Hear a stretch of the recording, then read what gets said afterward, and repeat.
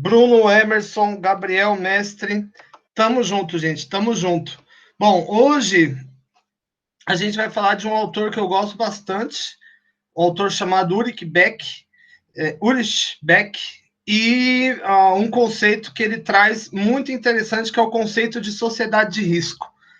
Antes da gente começar, vamos fazer uma breve reflexão. Se a gente imaginar, aliás, esse é um curso de tecnologia, a gente pode dizer que a tecnologia ela tornou mais fácil a vida do homem, e não obstante, por causa da tecnologia, a gente consegue vencer até os nossos limites biológicos. Por exemplo, uma tecnologia que está no nosso cotidiano e a gente nem dá bola, o fogão. Com ele nós cozinhamos os alimentos, a digestão se torna muito rápida e, consequentemente, a gente tem muita energia, principalmente para alimentar o nosso cérebro, né, que precisa de muita energia, porque ele é muito sofisticado. Um outro exemplo, o vaso sanitário, né, na verdade, ele recebe, né, os nossos dejetos e nos leva para longe, né? Aliás, se a gente imaginar, por conta da tecnologia, todo mundo aqui que está nessa live, todo mundo que ainda vai entrar hoje, tem mais qualidade de vida do que qualquer rei e rainha do século XVIII, do século XVII, mesmo aqueles mais ricos, aqueles dos jantarzões, etc, etc. Mas, se a gente imaginar, a gente pode dizer o seguinte, que da mesma forma que a tecnologia trouxe para a gente possibilidades únicas, né? Por exemplo, o Google fala de estender a vida humana para mais de 500 anos. Isso vai ser incrível, né? Por mais que isso aconteça, por outro lado, a tecnologia criou uma série de desafios que a gente nunca teve que enfrentar enquanto humanidade, e isso dificulta a nossa tomada de decisão em nível individual. Por exemplo, pandemia da Covid-19. Se não tivesse tecnologia, não tinha avião, não tinha gente circulando para todo lado, consequentemente ia ter menos zoonose, menos transmissão de vírus, ou seja, o mundo ele é mais perigoso também por conta da tecnologia. Aliás, hoje, ninguém teme os nossos inimigos naturais, né, que são os outros animais. Todo mundo teme outros seres humanos que estão em posse de tecnologias, como, por exemplo, armas de fogo, e esses sim podem colocar a nossa vida em risco de maneira geral. É mais ou menos isso que argumenta esse autor. Ele diz o seguinte, se a gente imaginar, vamos tentar imaginar a nossa vida como seria 200 anos atrás, e nossa vida como é hoje. Há 200 anos atrás, por falta da tecnologia, convenhamos aqui, ia ser um perrengue para a maioria das coisas, né? Imagine não ter Netflix e ter que conversar com a própria família, né? Isso deve ser, eu sei lá como isso deve ser, né? Imagine, mas a vida era fácil de prever, né? Você ia nascer, sei lá, imagine você jogando Elder Scrolls, né? Então você nasceria lá num feudo e você ia ficar naquele lugar, você ia fazer o mesmo ofício que o seu pai fazia, que seu avô fazia, que seu bisavô fazia, que seu tataravô fazia, e você ia se casar, você ia ter filhos, seus filhos iam fazer a mesma coisa, não tinha muito o que ficar prevendo, né? Se desse alguma coisa de errado, muito provavelmente que seria em decorrência de uma coisa natural, sei lá, um terremoto, uma enchente, sei lá, né? Hoje, não. Hoje existem uma série de riscos, e esses riscos, por sua vez, não são riscos naturais. Mesmo os riscos naturais, como, por exemplo, mudanças climáticas, o vírus, dentre outras, são também mudanças humanas. E isso vai impactar na nossa tomada de decisão no dia a dia. Deixa eu compartilhar com vocês a tela para mostrar o nosso AVA.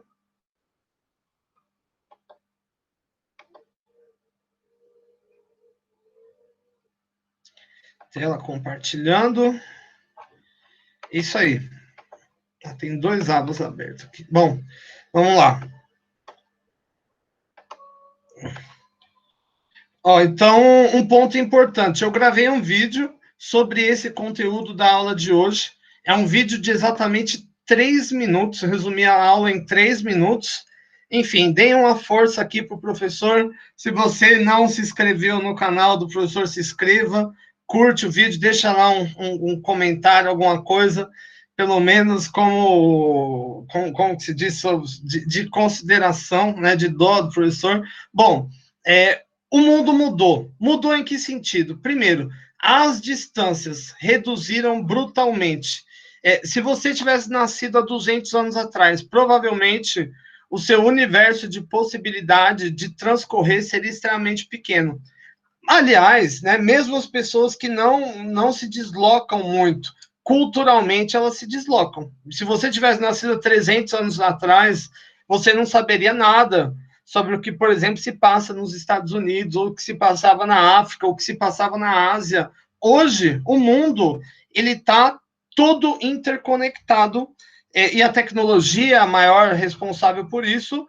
E um exemplo que eu dou, eu trago até no final aqui do slide, é a quantidade de voos domésticos e internacionais no Brasil, que tem subido de maneira exponencial.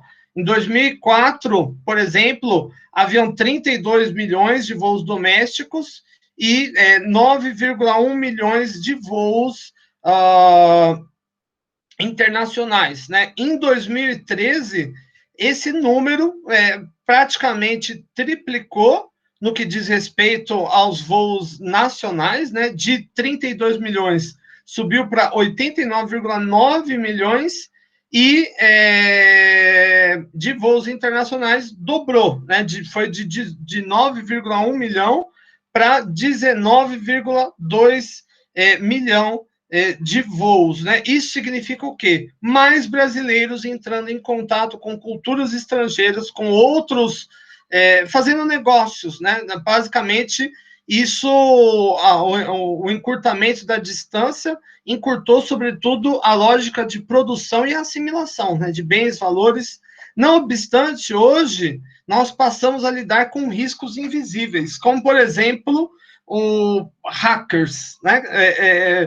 Antes de 1990, antes do domínio www, ninguém se preocupava, né, com segurança digital, com nada disso. Tanto é que no Brasil não havia nenhuma lei, inclusive, né?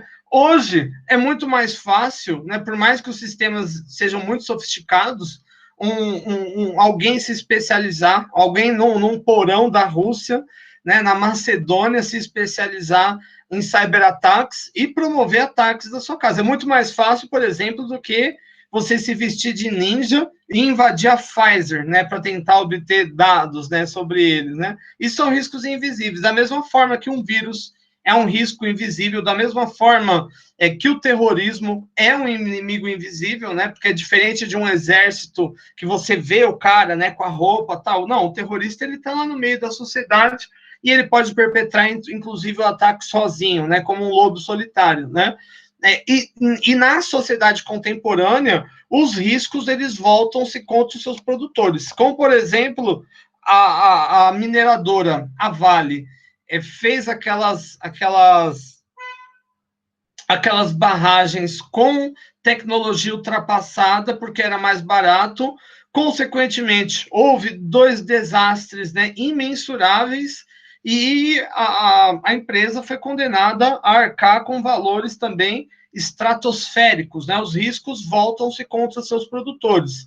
E não é só esse caso, né? Nós, por exemplo, emitimos gás carbono todos os dias e colhemos aquecimento global. Nós, né, aqui em Curitiba, pelo menos em região metropolitana, produzimos, em média, né, cada pessoa 1,5, né, 1,5 kg de lixo por dia, e isso se volta na forma de doenças, na forma de degradação ambiental, né, na forma de degradação desse patrimônio coletivo, que é de todo mundo, né, o meio ambiente, né, que é um patrimônio transindividual e difuso, né, que não é meu, não é seu, é nosso, né? E isso vem promovendo ameaças à saúde, como, por exemplo, as zoonoses, né? A Covid-19 é uma, né? Mas H1N1, H5N5, H sei lá o quê, SARS, MERS, Ebola e tantas outras, né? Que possivelmente ainda vamos enfrentar. Então, a gente pode dizer o seguinte, que no começo do século XX, havia uma grande promessa de prosperidade e progresso. Aliás, a maioria dos pensadores dizia que, por exemplo, no final do século XX não haveria religião, porque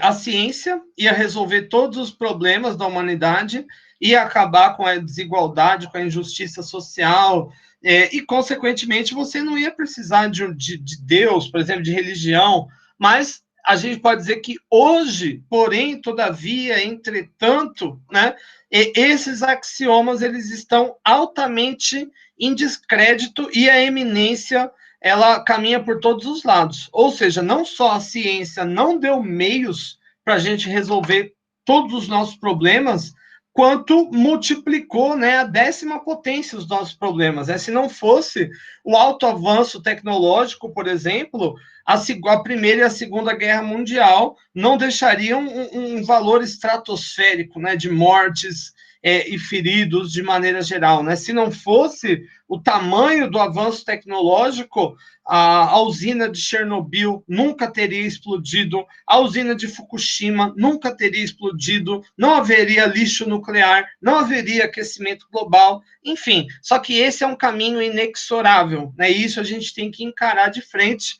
e é esse contexto que Ulrich Beck define como a sociedade de risco, né? Então, em suma, se a gente pensar no século XX para trás, você tinha alguma segurança do que ia ser a sua vida, como você ia conseguir lidar com as animosidades, porque afinal nada mudava. Mas hoje eu pergunto, qual vai ser o seu emprego daqui 10 anos? Qual vai ser o seu emprego daqui 5 anos? Quando que você vai viajar, o que você vai fazer? A gente não sabe, é muito difícil, né? A gente não consegue fazer previsões de curtíssimo prazo. Um exemplo que a gente pode dar é a variação do nível do dólar ano passado, né? Se nós imaginarmos o finalzinho de 2019, o dólar estava abaixo de 4,50, né? Olha o PlayStation 5, né? Como sairia barato, né? $1.000 sairia 4 mil e poucos, né? Agora, no meio do ano, passou de R$6, ou seja, 4 mil e pouco virou 6 mil e pouco, 2 mil a mais. É muito. Quem está preparado para isso, né? Olha a escala de mudança, né? E como isso vai interferir na vida, né? E não interfere na vida de todo mundo, do pobre e do rico. Do pobre, porque muitos, né, dos nossos produtos do dia a dia, como por exemplo as commodities, elas são negociadas no mercado internacional em dólar, e quando o dólar fica caro no Brasil, os nossos produtos se tornam baratos lá fora, consequentemente, falta produto aqui no Brasil.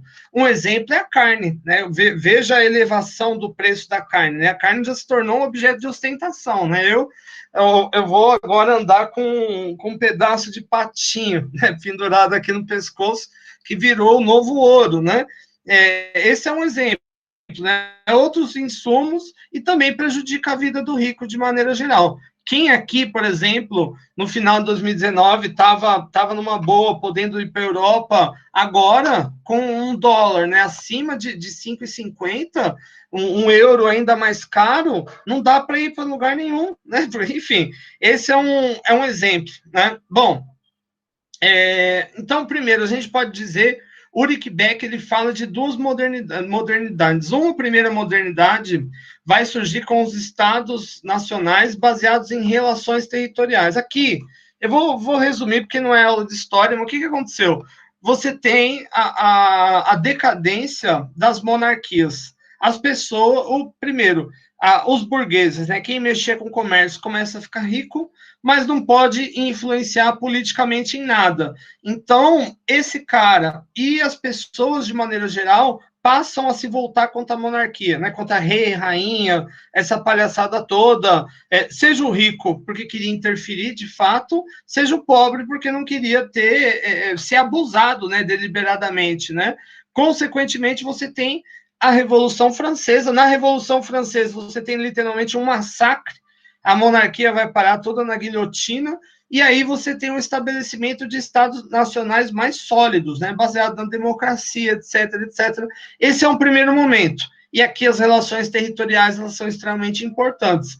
Agora, no segundo momento, que a gente pode considerar do século XX para frente, e talvez mais especificamente da segunda metade do século XX para frente, você tem um maior fluxo mundial de tecnologia, de grana, de pessoas, e, consequentemente, você tem demandas simultâneas que vão surgindo, e, consequentemente, aqui o risco ele se torna muito mais difícil de prever. Por mais que nós tenhamos mais tecnologia, por mais que a nossa vida, em parte, seja mais fácil por conta da tecnologia, ela também se torna mais difícil, né? Difícil de prever, difícil de entender. Um exemplo que eu dou, não é o caso de vocês, que estão escolheram já o curso certo, né? Ciência da computação e análise de sistemas. Mas no Brasil, mais de 50% dos estudantes estão cursando disciplinas, fazendo cursos que as profissões não vão existir daqui a 10 anos. Entendem isso? Os caras estão hoje fazendo cursos que as profissões não existirão daqui a 10 anos. Não existirão porque as tecnologias, a inteligência artificial vai assumir esses postos, né? Desde os postos mais básicos, né? Como a gente vê a robotização das empresas, até postos mais sofisticados, como, por exemplo, o campo jurídico. O campo jurídico ele está sendo literalmente invadido pela inteligência artificial. Um exemplo que eu dou é o computador da IBM, o Watson, né? Uma inteligência artificial, monta processo, busca jurisprudência, ou seja, faz todo o trabalho de um advogado, só não consegue ir lá no dia para defender, porque a gente não tem um Android ainda enfim, que dê conta desse recado ainda, né? Nós temos robôs ultra sofisticados como a Sofia, por exemplo, da Hanson Robotics, que foi, inclusive, na Arábia Saudita, ela ganhou uma identidade humana, ou seja, ela tem direitos humanos, né? E é um Android, né? Outro ponto, né? Qual é a extensão dos riscos? A gente não sabe, não só a gente não consegue prever, por exemplo, eu não conheço ninguém que preveu a crise de 2008. Eu não conheço ninguém que preveu a Covid-19. E eu, inclusive, sou um cientista de previsões. Eu lido com estatística. E eu mesmo também não fui capaz, né, de prever nada disso. A hora que já está no meio da Covid, a gente consegue prever o que vai acontecer. Mas a gente não prevê o que entrar nisso, né? A gente não consegue ter uma ideia clara da extensão dos riscos. Um exemplo clássico é a Covid-19, né? O ministro da Saúde teve, enfim, eu vou falar que a imperícia, né? Não vamos julgar o caráter, né? Ele teve a imperícia de dizer que no ano passado ele não tinha como prever que a Covid ia chegar a 2021 e que ia estar num ritmo tão acelerado. Sério. Bom, enfim, se nem o governo, né, consegue prever, nem nós, réis mortais, né? Por exemplo, a minha filha faz aniversário em maio, né? Ano passado a gente queria ter feito uma viagem, não deu por causa da pandemia, mas a gente ficou pensando, né? Quem sabe, né? Próximo a gente vai estar vacinado. Aí agora já desistiu, né? Maio está longe, mas não vai ter vacina até lá. Entende? A maioria das coisas hoje, para a gente tomar decisão, elas fogem do nosso controle. O dólar está fora do nosso controle, ou a pandemia fora do nosso controle, ou guerra global, né? Sei lá, se os Estados Unidos, a Coreia do Norte, sei lá quem, Putin, sei lá quem, né? Resolve enfrentar uma treta com a gente, o Brasil resolve mostrar pólvora, isso está fora do nosso controle, né? Ou seja, a gente não consegue medir os riscos e a extensão deles, né? A Covid-19, por exemplo, até quando vai? Até quando vai? A pergunta que eu faço para vocês, né? Todo mundo faz previsões de 2 anos, de 3 anos, mas não sabe até quando vai, a gente não sabe qual que é o prejuízo em relação à economia, em relação à saúde, em relação a nada, né? Além disso, um outro ponto importante. Hoje, a gente vive um excesso de informação, ao mesmo tempo que a gente tem uma deficiência de conhecimento. Deixa eu puxar um pouco para mim essa câmera, que eu estou de saco cheio de olhar esse slide. O que isso quer dizer? A Organização Mundial de Saúde, ela falou esse ano de algo chamado uma infodemia, ou seja, é uma pandemia de informações. Nós temos tanta informação tanta informação que a informação ruim e a informação boa, elas estão diluídas em um único balaio e isso interfere a tomada de decisão. Eu vou dar um exemplo de algo que eu estou pesquisando na minha vida. Eu estou fazendo, acho que já devo ter falado para vocês, pós-doutorado em psicologia social na Universidade Argentina, e nós estamos pesquisando as fake news. Fake news, notícia falsa, sempre existiu, mas só na internet ela ganhou meios para, de fato, disseminar. Por quê? Porque uma notícia falsa, gente, ela imita o mesmo formato jornalístico, sabe? Tem tudo, né? E é muito mais fácil na internet fazer isso, né? Porque se fosse no meio físico, você imprimir um jornal para pagar de falso por aí, para sair, lógico que não, né? Isso aí é muito difícil. Mas na internet é super falso. Eu não sei vocês, gente. Eu acho que todo mundo aqui deve ter. Eu tenho uma tia chamada minha tia Maria. Eu não preciso. Ela é o meu, como que eu falo? O meu termômetro de notícia falsa. Se eu recebi no WhatsApp uma notícia encaminhada por ela, é totalmente falso. Aliás, eu posso até mostrar alguma dessas notícias. Ontem, por exemplo, ela me mandou uma notícia dizendo que a vacina da Pfizer ela tem um chip líquido e esse chip líquido ele entra na corrente sanguínea, chega no sistema nervoso central e mexe com o cérebro das pessoas, transformando elas em coisas manipuláveis. Enfim, é ridículo, né? Você pensa, cara, quem que é o burro, né, que vai acreditar nisso, né? A minha tia acreditou, muitas outras pessoas acreditaram, e isso, consequentemente, afeta a tomada de decisão. Quantas pessoas, por exemplo, que têm a oportunidade de se vacinar, não vão se vacinar por conta desse tipo de propaganda, né? De jacaré, né? Ah, não, vou virar um jacaré, vou virar sei lá o quê, né? É disso que a gente está falando, né? Eu dou o meu exemplo. Na metade da minha vida eu tive internet e metade eu não tive. A mais novo eu não tive. Era a principal dificuldade que eu tinha quando eu não tinha internet era obter informação. Por exemplo, música. Era extremamente difícil, gente, de ter, extremamente difícil. Eu tinha que rezar para alguém na minha rua comprar o vinil e ir na casa do cara com uma fitinha, gravar aquilo lá. Hoje, né, você tem, sei lá, o Spotify, minha esposa tem aqui, então você tem um laboratório de música para sempre, você não precisa comprar. Enfim, isso, por um lado, é muito bom, mas por outro lado, deixa eu ver aqui, ó. Medo de virar jacaré. Exatamente, minha tia tem medo de virar jacaré. Por outro lado, o que o Ulrich Beck argumenta é o seguinte: hoje não tem barreira, você tem toda a informação, mas o problema é que é tanta informação, boa e ruim, que tudo se torna diluído. Ou seja, você não tem o joio para um lado, o trigo para o outro, tá tudo misturado.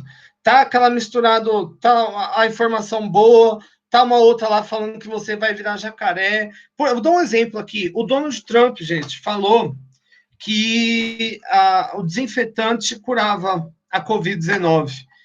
E rapidamente, milhares de pessoas começaram a procurar o sistema de saúde porque elas estavam intoxicadas, porque elas tentaram ou tomar o desinfetante ou injetar na veia. No Irã, saiu uma fake news dizendo que metanol curava a Covid. Mais de 700 pessoas tomaram metanol e morreram, né? Porque acharam que era verdade.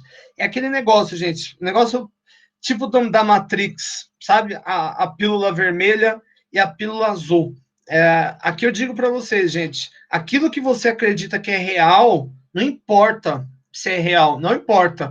É real em suas consequências. Se você acredita, por exemplo, que a vacina faz você virar um jacaré, você não toma. Se você acredita, você está lá nos Estados Unidos, acredita que a eleição foi fraudada e que o Donald Trump é um herói, né, como acreditam os seguidores da QAnon, né, que é uma teoria da conspiração que coloca o Donald Trump como o salvador do mundo, né, que luta contra os satanistas na Terra. Acreditem, gente, existe uma teoria da conspiração que o Trump é um herói, né?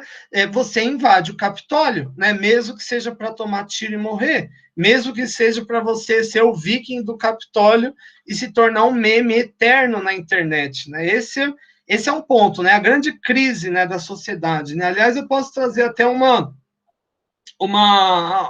comparação entre parábolas, né? Havia um escritor chamado George Orwell que escreveu um livro chamado 1984, aonde ele cria inclusive o conceito de Big Brother, de grande irmão, igual daquele programa que vocês adoram assistir todas as noites na Rede Globo. O grande medo dessa sociedade do 1984 era que o governo ele tomasse conta de todas as informações, censurasse tudo e a gente não soubesse nada. Agora, tem um outro livro de um escritor chamado Aldous Huxley, chamado Admirável Mundo Novo. Ele fala de um mundo onde não existe restrição para nada. Tem todo tipo de informação, mas tem tanta informação, sobretudo informação idiota, que as pessoas elas vão se tornando cada vez mais dóceis, imbecilizadas, porque elas só querem saber das informações idiotas, né? E vão sendo feitas, vão sendo manipuladas de maneira geral. O Richard, negócio chato esse BBB. Quem reclama é que gosta, hein, Richard? Estou sabendo. Lucas, o Bruno, fã da Carol Conká. Bom, então seria isso, né? Para o Ulrich Beck, nós teríamos o grande problema não é a falta, e sim o excesso de informação, sobretudo de informação ruim, né? E aqui a gente pode falar no caso das fake news, que é o lance que eu estudo, né? No Brasil, olha que interessante, a maior parte das fake news elas se espalham pelo Instagram, pelo Facebook e, sobretudo, pelo WhatsApp. Aí eu lanço para vocês aqui, qual que é a grande dificuldade? A grande dificuldade é controlar esses meios, né? O WhatsApp, você não tem um filtro, né, de fake news para o WhatsApp. Aliás, nem o Facebook, né, não está blindado, né? É susceptível a fake news. E do outro lado você tem minha tia Maria, né, usando lá, vendo bobagem por todo lado. Enfim, aqui no Brasil é interessante que existem agências de checagem para ver se a notícia é verdade. Tem uma que eu utilizo bastante nas minhas pesquisas, chama Os Fatos, bem interessante. Outra que se chama Lupa. Enfim, é um serviço legal, mas é um universo, né? Minha tia Maria, como eu digo, não vai lá ver na lupa se é verdade ou não a notícia. Ela prolifera para frente. Enfim, claro que eu acho que isso, gente, em parte, se deve ao analfabetismo digital. São pessoas mais velhas que começaram a usar a tecnologia só agora e não conseguem, assim, discernir. Nós, mais jovens, que já nascemos num cenário com mais tecnologia, a gente é um pouco mais esperto. Enfim, estou jogando aqui, né? Talvez tenha alguém aqui compartilhando notícia do jacaré também, mas a gente é um pouco. Richard, nunca gostei também, só que não. Gente, é tudo mentira aqui, estou achando que só tem fã do Big Brother aqui. Eu tô brincando. Vocês vão acabar. Se a minha esposa passa aqui e escuta, ela ficaria brava, porque ela adora, né? Bom, a gente pode dizer, então, que no presente existem autoameaças. O que é uma autoameaça? Autoameaça é uma coisa que você mesmo faz e pode te ameaçar. Por exemplo, a guilhotina. Quem fez a guilhotina, que foi alguém chamado Guillotine, morreu nela, né? Isso é uma autoameaça. Você faz algo que pode se prejudicar. Imaginemos hoje, por exemplo, o nosso contingente de armas nucleares. Nós temos o suficiente para destruir o planeta mais ou menos umas 15 vezes. Mas nós só temos um único planeta, né? Isso cria um clima de estabilidade e instabilidade e estabilidade também. Instabilidade porque a qualquer momento um louco, que nem Kim Jong-un, pode apertar um botãozinho e já era, acabou com tudo. Mas estabilidade também porque ele é louco até algum ponto, porque ele sabe que no momento que ele fizer isso, ele vai levar uma bomba nuclear ainda maior na cabeça, ou seja, é o que nós chamamos de jogo de soma zero. Ninguém começa uma guerra nuclear porque sabe que o fim dela é o fim de tudo, né? E, enfim, só na hora que a gente estiver em Marte dá para pensar nisso. Então, a gente tem um colapso da ideia de contabilidade e segurança. Hoje não existe mais segurança. Eu pergunto aqui, aonde vocês vão estar daqui 10 anos? Vocês conseguem com clareza dizer, não, eu vou estar trabalhando no Google e eu vou estar fazendo meu doutorado lá no Vale do Silício, e como eu vou estar ganhando muito dinheiro, eu vou contratar o professor Tiago para ser o meu assessor. Aliás, lembre-se de mim, né, quando estiverem ganhando bastante dinheiro. É muito difícil, né? Eu mesmo não sei dizer, né? Algumas coisas, eu tenho filho, né? Então, daqui 10 anos, creio que vai estar aqui, mas o resto tudo é difícil, né? Não sei se vou estar em Curitiba, não sei se vou estar, sei lá, vou ter uma oportunidade na Europa, em algum lugar, não sei se vai ter uma terceira guerra mundial e a gente vai ter que ficar, enfim, voltar a viver como se fosse na Idade das Trevas. É difícil, né? Então, hoje a gente vive num novo tipo de capitalismo. O primeiro capitalismo, ele era totalmente ancorado em produção, etc, etc. Hoje o capitalismo, ele é pós-material. Ele é baseado, sobretudo, em tecnologia e ele é digitalizado. Né? É bom que vocês estão no lugar certo, né? Para mirar, né, esses novos horizontes. Né? Então, a gente pode dizer o seguinte, que se no passado aquilo que nos atormentava geralmente estava dentro da nossa comunidade, hoje nós vivemos numa sociedade global de risco, global, ou seja, o mundo inteiro passa a partilhar as mesmas mudanças básicas, não só o Ocidente. E a gente pode falar aqui de pluralização e modernidade e diferentes percepções culturais. Um exemplo positivo, creio eu, é o nosso acesso à informação. Eu tenho visto, por exemplo, muitos filmes e séries sul-coreanas, da Coreia do Sul. E eu confesso que há 10 anos atrás eu não conseguiria, porque essas produções não eram adaptadas para a nossa cultura. Por exemplo, vários filmes sul-coreanos, eles estão contratando atores americanos e europeus. Tá o cara lá, ator que eu digo, sei lá, tá lá o cara turista lá, né? Aí eles, enfim, faz um convite e tal, porque isso dá uma aderência cultural maior, entende?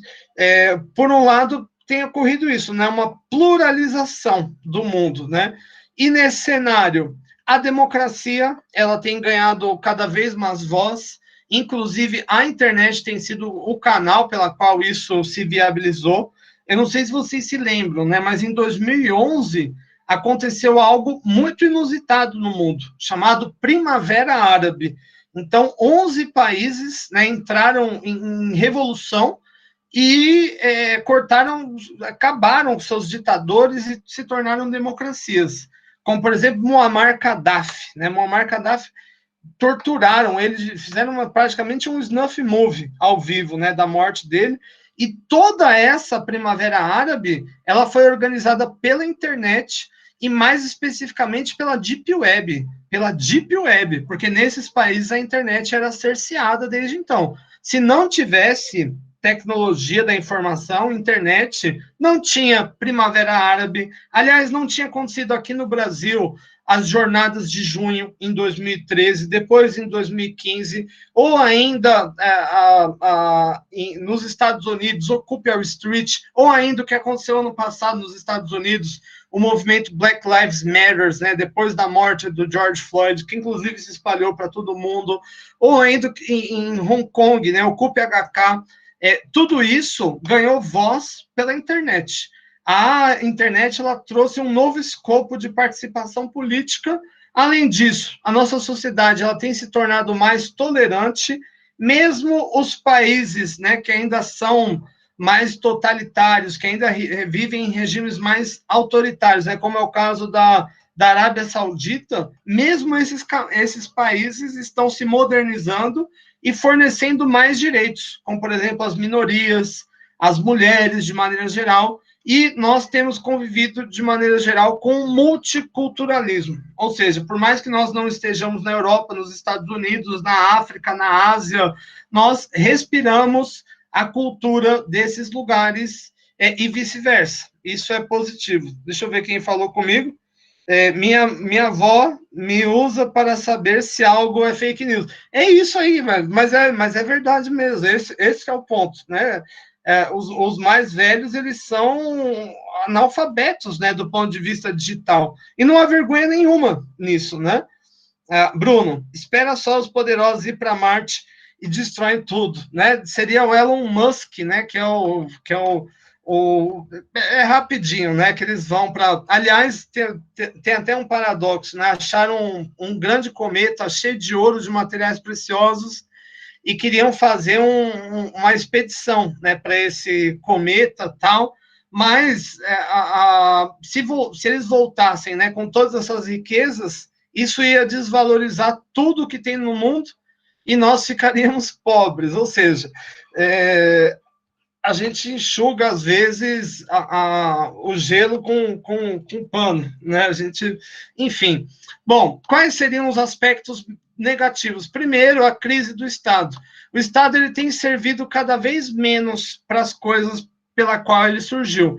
Ele serviu para dar segurança, ou seja, nos proteger contra outros seres humanos, e no Brasil, por exemplo, em cada 10 homicídios, apenas um, né, gera prisão e você consegue identificar um culpado. Ou seja, não está provendo aquilo que ele falou que é prover, né, que é segurança. E nem tampouco os acessórios, né, saúde, educação, tal. Agora, no período da Covid, isso fica muito bem claro, né? Eu acabei de ver aqui aqui do lado está a televisão, aqui no silencioso, mas eu acabei de ler na Globo News que aqui em Curitiba tem gente agora em ambulâncias e tendas esperando para conseguir internar por conta da Covid-19 e não tem onde levar esse cara, né? É disso, né? Então o Estado ele vem mostrando uma falência. Além disso, nós estamos vendo uma flexibilização das relações de trabalho, é o que nós chamamos de uberização do emprego, ou seja, você tem cada vez menos proteção trabalhista, a tecnologia tem elevado o desemprego, principalmente para coisas repetitivas, né? Para uma fábrica, por exemplo. Tem montadoras que não tem praticamente ninguém trabalhando. Você tem um cara lá para ligar os robôs, um outro lá para sei lá, para passar um pano ali na loja, e acabou, né? E também o terrorismo, né? Se há pouco tempo atrás, né? Se há 50 anos atrás, a única ameaça global contra um Estado era outro Estado, hoje nós temos a ascensão de grupos terroristas perigosíssimos e, pasme, né? Os 40 maiores grupos terroristas do planeta, 100% são todos grupos religiosos. Todos eles são grupos religiosos, ou seja, não só os sociólogos estavam errados no final do século XIX em dizer que não haveria religião no século XX, como não só tem, como ela se tornou extremamente poderosa e perigosa. Aliás, eu cheguei a dizer, e continuo confirmando, se houver uma terceira guerra mundial, possivelmente nós tenhamos uma espécie de uma guerra civil global por meio de grupos terroristas. Ou seja, talvez não seja Estado contra Estado, talvez sejam vários grupos terroristas contra Estados e pessoas contra pessoas. E isso, em parte, se deve à tecnologia da informação. Eu acho que a hora que a tecnologia da informação se disseminar, se tornar bem barata mesmo na África subsaariana, os grupos terroristas vão se organizar com muito mais capilaridade, com muito mais eficiência e vão nos surpreender. Repito, e vão nos surpreender. O 11 de setembro de 2001 é uma marca, né, disso, né? Mas nós temos marcas mais recentes e menores que ainda deixam muito estrago, né? Como, por exemplo, na França, que é um dos países mais protegidos do planeta. Em 2015, no começo do ano, teve a invasão ao Charlie Hebdo, Estado Islâmico, né? E depois, aí teve uma boate de show lá, chamada Bataclan, também, Estado Islâmico. Entrou e meteu bala em todo mundo. E depois, em Nice, no interior, no mesmo ano, um cara, Estado Islâmico, também pegou um carro, saiu atropelando todo mundo, no dia, inclusive, da comemoração da queda da Bastilha. Ou seja, no dia que eles estavam comemorando que eles estavam livres das monarquias, um doido pegou um carro e saiu jogando em cima de todo mundo. Isso é uma sociedade do risco, né? Da onde que você vai contabilizar no dia lá, você está lá no dia lá na França, fala, eu vou dar um passeio, né? Vou ver meus amigos, né? Vou arranjar namorada tal, e vem um doido e te atropela, né? Da onde que você vai calcular que isso vai acontecer? Aliás, da onde isso aconteceria, por exemplo, há 500 anos atrás? Isso não aconteceria, né? O mundo de hoje é extremamente perigoso. Aliás, essa foto exemplifica tudo, né? Desde que eu nasci, desde que eu me entendo por gente, eu nunca. O 11 de setembro, para mim, é fichinha perto a um viking dentro do Capitólio. Eu nunca imaginei na minha vida inteira que isso fosse acontecer.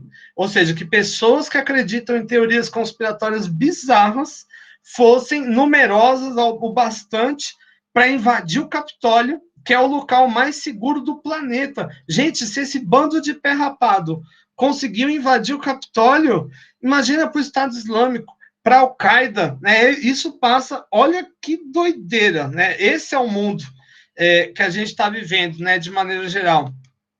E um ponto importante: os riscos globais eles passam por decisões técnicas, administrativas e políticas, como é o caso da Covid-19, por exemplo, né? Dois líderes muito parecidos em tudo, inclusive no visual, Boris Johnson e Donald Trump, mas padrões de decisão técnica totalmente diferentes. No caso da Covid, Boris Johnson se cercou de especialistas, enquanto Donald Trump se cercou de puxa-sacos, né? Boris Johnson rapidamente começou a investir em vacina, em isolamento social, tal. Donald Trump começou a investir em fake news e, enfim, um massacre mesmo, né? E, consequentemente, você tem resultados distintos, né? Nos Estados Unidos, inclusive,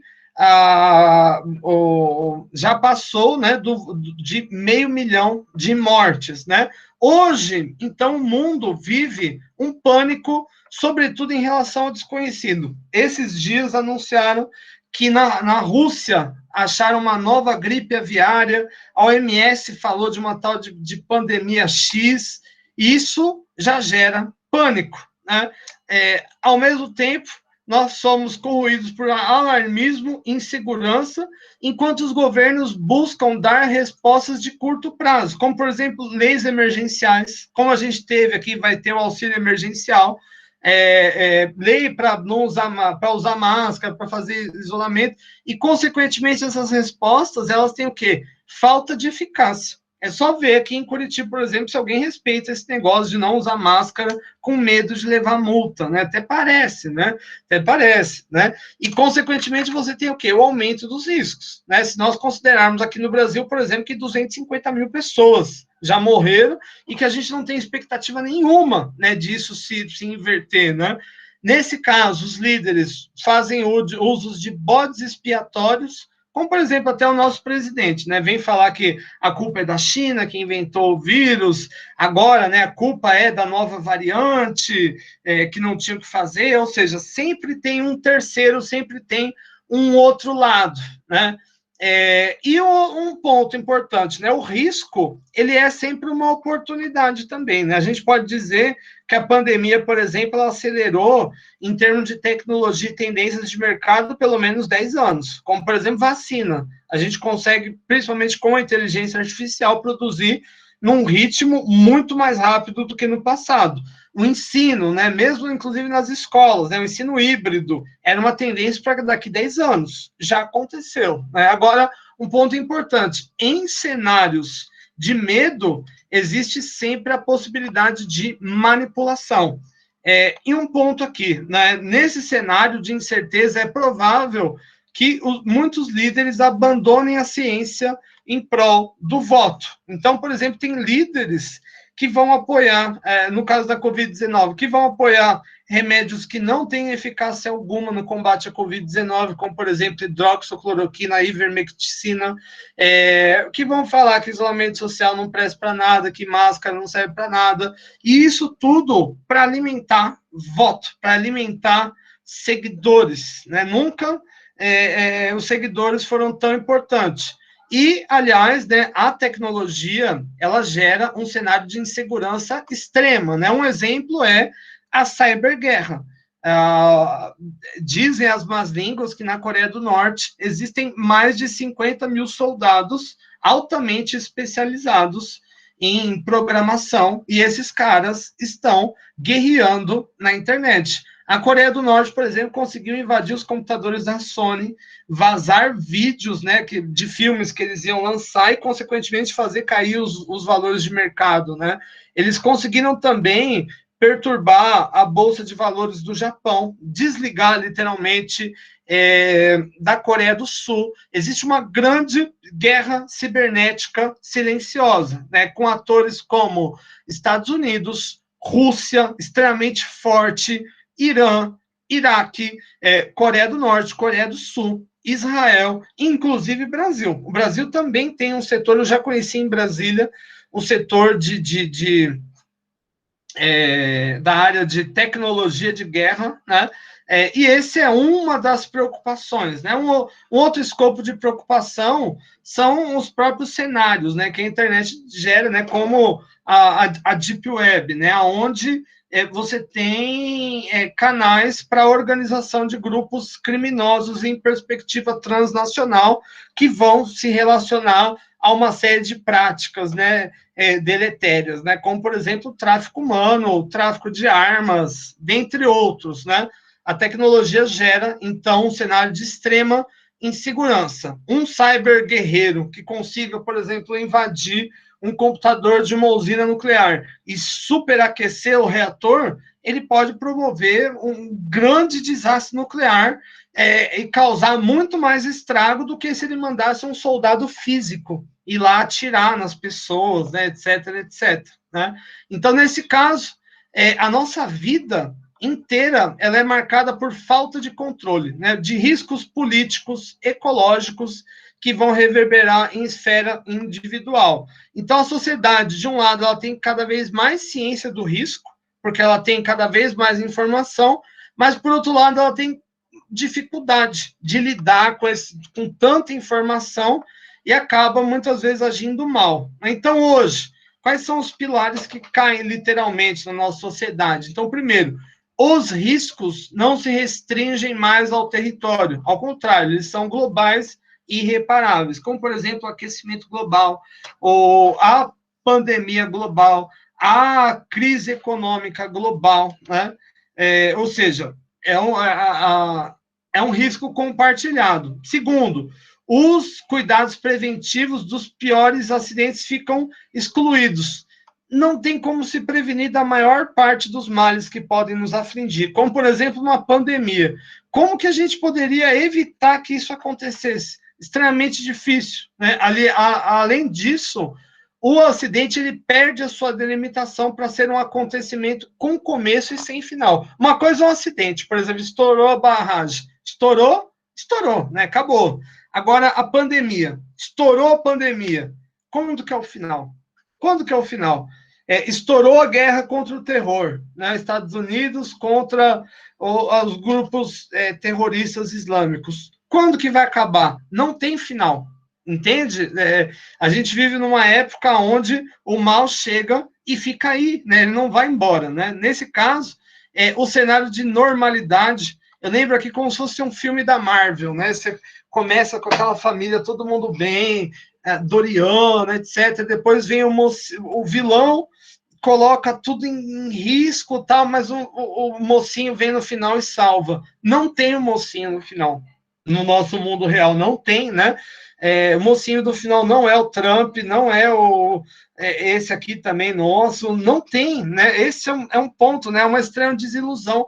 Nós temos tecnologia para destruir 15 vezes o mundo, mas tem gente que passa fome, né? Nós temos tecnologia para mandar várias missões ao mesmo tempo para Marte, mas nós não estamos conseguindo imunizar a nossa população, né? Veja o caso do Brasil, por exemplo, né? Como que nós estamos participando de um consórcio para receber doação de vacina, sendo que a gente é uma das 20 nações mais ricas do planeta. Nós tínhamos que estar já todos imunizados e doando vacina para os outros, né? Mas não é assim, né? A ciência, a tecnologia, ela é o nosso maior aliado, não tenho nenhuma dúvida, mas ela é também o nosso maior inimigo. Esse é um ponto que eu acho que é crítico, né, principalmente na ética, quando nós falamos da ética aplicada, né, à análise de sistemas, à ciência da computação, ou seja, ao mundo da tecnologia, né? Afinal, o nosso mundo ele está chacoalhando. Veja o preço do dólar ano passado, né? Chacoalhou que nem uma britadeira, né? E os novos conhecimentos eles podem se transformar em perigos, como por exemplo riscos genéticos. Hoje, por exemplo, nós podemos falar em alta, né, manipulação genética, né, de vários tipos, né, riscos químicos, riscos econômicos. Em parte, esse excesso de risco que a gente vive denuncia o fracasso dos sistemas sociais. Para que serve tanto imposto, tanto acordo, tanto isso, tanto aquilo, se a gente não consegue evitar que a pandemia tire 2,5 milhões de vidas, 2 milhões e meio de vidas humanas, né? Para que serve o sistema de saúde pública no Brasil se nós já temos 250 mil mortos, né? Afinal, nós contabilizamos hoje 10% das mortes totais de Covid do mundo, mas a população do Brasil tem apenas 2%. Equivale a 2% da população global. Ou seja, é um contingente inaceitável, né? Inaceitável. E nós convivemos com figuras autoritárias e caricatas, né? Muito semelhantes a figuras do passado, né? Como, por exemplo, Adolf Hitler. Vocês olham para essa foto de Kim Jong-un. Existe muita diferença com Hitler, com Mussolini? Para mim, creio que não. Né? Na verdade, o que muda é a tecnologia. Né? Que Kim Jong-un tem armas nucleares muito mais potentes do que teve, né, Adolf Hitler e Mussolini, que não tiveram armas nucleares, aliás, né, graças a Deus, ou às deusas, ou aos deuses, sei lá. Mas o fato é, né, as imagens do Google mostram, por exemplo, que a Coreia do Norte não respeita os tratados internacionais e continua fazendo testes nucleares subterrâneos. As montanhas, várias montanhas na Coreia do Norte diminuíram de tamanho, ou seja, as explosões fizeram a Terra ceder. Isso é um risco imenso, né, que nós estamos passando, né? Imenso. Claro que a Coreia do Norte não é o único vilão, mas é um player muito importante, né, para a gente considerar para o futuro do planeta. Se nós olharmos para esse gráfico, né, em 1880 não havia nenhuma emissão de CO2, né? Hoje a emissão subiu de maneira exponencial junto com a temperatura do planeta. Isso não é bom, né? Isso, em parte, vai se explicar pela nossa própria produção de alimentos. Por exemplo, nozes, né? Zero emissão de CO2. Agora, carne de carneiro, etc., já é muito mais, né? E nós optamos sempre pelo mais sofisticado, de maneira geral. Deixa eu cortar aqui para mim.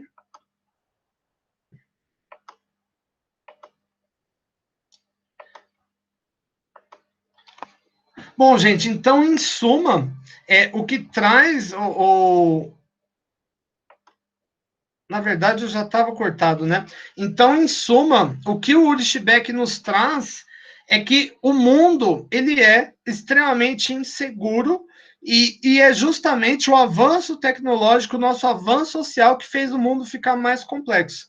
Se nossa vida, por um lado, se tornou mais fácil, a gente não precisa ir a pé, a gente não precisa nem ir nos lugares, né? A gente tem a internet. Por outro lado, o vilão pode chegar pela internet também, né? Ele pode chegar na forma de aquecimento global, ele pode chegar na forma de alguém roubando os seus dados, enfim, os riscos eles se proliferaram e o mundo está mais nocivo de maneira geral. Gente, eu vou ler com vocês a nossa questão de frequência. Deixa eu compartilhar a tela aqui. Lembrando que na questão de frequência não há certo ou errado, há apenas a opinião dos senhores e essa vale ouro, né? Vamos lá.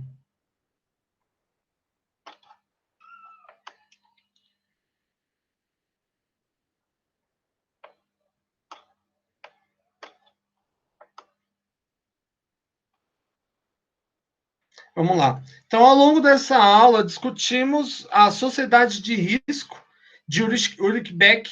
Nesse sentido, essa discussão parece ter implicações para o momento atual. Nesse entendimento, assinale a alternativa que mais é a favor de sua opinião. A.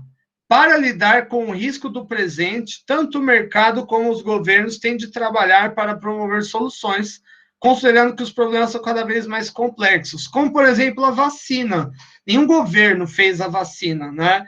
Os governos, eles fizeram acordos com empresas privadas que produziram a vacina para disseminar a vacina. E nesse caso aqui, por exemplo, tem um MC fazendo propaganda da vacina para convencer as pessoas, um MC é uma pessoa privada. Enfim, então cada vez mais você tem esse entrelaçamento entre governos e sociedade privada, né, para resolver os problemas coletivos. B. A pandemia da Covid, ao mesmo tempo em que hipertrofiou a sensação de risco, incerteza do amanhã, acelerou muitas mudanças que já estavam em curso, trazendo consigo novas oportunidades, como, por exemplo, o cenário de digitalização. Cresceu em maneira exponencial. Ano passado foi o maior recorde de vendas online da história, e isso tende a se tornar uma tendência inexorável, né? Como é o caso das aulas híbridas e do ensino remoto. Era uma previsão para daqui a 10 anos e é o nosso presente hoje. C. Existe uma grande discrepância entre a forma como cada país lidou com a Covid e também os resultados. Isso corrobora a máxima de que cenários de riscos demandam posicionamentos de decisões técnicas, administrativas e políticas, como é o caso, por exemplo, da Nova Zelândia, que investiu não no achatamento da curva, mas em mitigar a curva, em acabar com ela de vez. E desde dezembro do ano passado, mais ou menos, eles vêm vivendo a normalidade. Não tem mais casos, enfim, em muitos lugares não precisam nem usar máscara, né? Agora, de outro lado, o Brasil, por exemplo, nós estamos no meio da segunda onda, já entrando numa terceira, e sem expectativa nenhuma, sem comando técnico nenhuma, enfim, só com a minha tia Maria, né, mandando fake news. A redução das distâncias e a hipertrofia da globalização traz oportunidades, como, por exemplo, o comércio internacional. Cada um aqui pode comprar, né, alguma coisa no AliExpress, na China, por exemplo, mas também riscos, como de pandemias globais ou mesmo de terrorismo religioso.